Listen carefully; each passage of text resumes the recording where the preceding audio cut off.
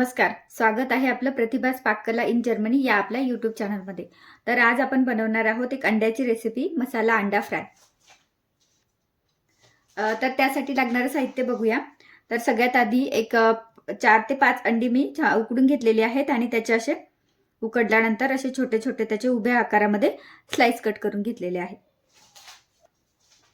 आणि त्यानंतर आपल्याला लागणार आहे, तर कांदा पण हा असा उभा कट करून घेतलेला आहे। त्यानंतर लागणार आहे एक हाफ टोमॅटो, त्यानंतर थोडीशी कोथिंबीर आणि थोडंसं लसूण आणि अद्रक जे आहे ते मी खलबत्त्यामध्ये कुटून घेतलेला आहे। तर चला आता आपण रेसिपी बनवायला सुरुवात करूया। तर तेल आपलं आता छान मस्त गरम झालेलं आहे। तर याच्यामध्ये आता आपल्याला ऍड करायचं आहे अद्रक आणि लसूण, आपण जे हा कुटून घेतला होता तो, त्यानंतर कांदा,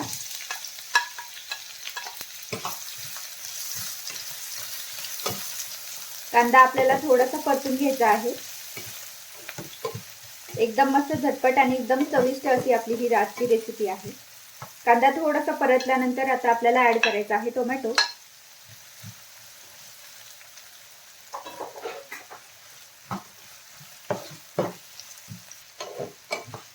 कांदा आणि टोमॅटो आपल्याला जास्त परतायचे नाहीयेत, आपल्याला थोडंसंच परतायचे आहे। आणि त्यानंतर आता आपण याच्यामध्ये ऍड करणार आहोत 1 चम्मच लाल तिखट, त्यानंतर एक अर्धा चम्मच हळद आणि एक अर्धा चम्मच घेतलेला आहे गरम मसाला आणि 1 चम्मच घेतलेला आहे पावभाजी मसाला।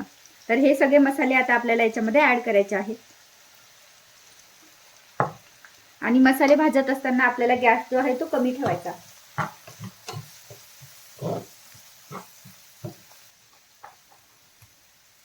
आणि त्यानंतर आता आपल्याला ऍड करायचे आहेत, आपण हे अंड्याचे जे काप करून घेतले होते ते काप आपल्याला याच्यामध्ये आता ऍड करायचे आहे।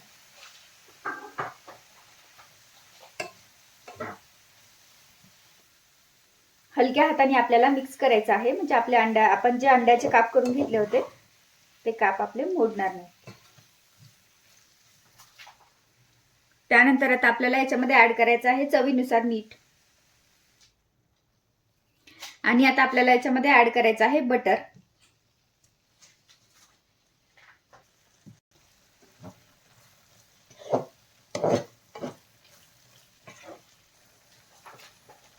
आणि त्यानंतर आता आपल्याला ऍड करायचं आहे कोथिंबीर। आणि तयार आहे मस्त असे आपले मसाला अंडा फ्राय। तर याच भांड्यामध्ये आता आपल्याला थोडंसं बटर ऍड करायचं आहे। आणि आता आपल्याला याच्या मस्त भाजून घ्यायचे आहेत।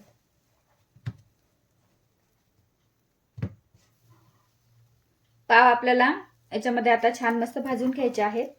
तुम्ही पाव, ब्रेड किंवा पोळी सोबत पण ही भाजी जी आहे ती खाऊ शकता। तर तयार आहे मस्त झटपट अशी बनणारे आपले मसाला अंडा फ्राय। तर एकदम कमी वेळेमध्ये बनणारी ही रेसिपी आहे, तुम्ही नक्कीच ट्राय करा। आणि हे तुम्ही पावासोबत, ब्रेड सोबत किंवा पोळी सोबतही खाऊ शकता। तर अशा सिंपल आणि टेस्टी रेसिपीसाठी चॅनलला लाईक करा, शेअर करा आणि सबस्क्राईब करा। धन्यवाद।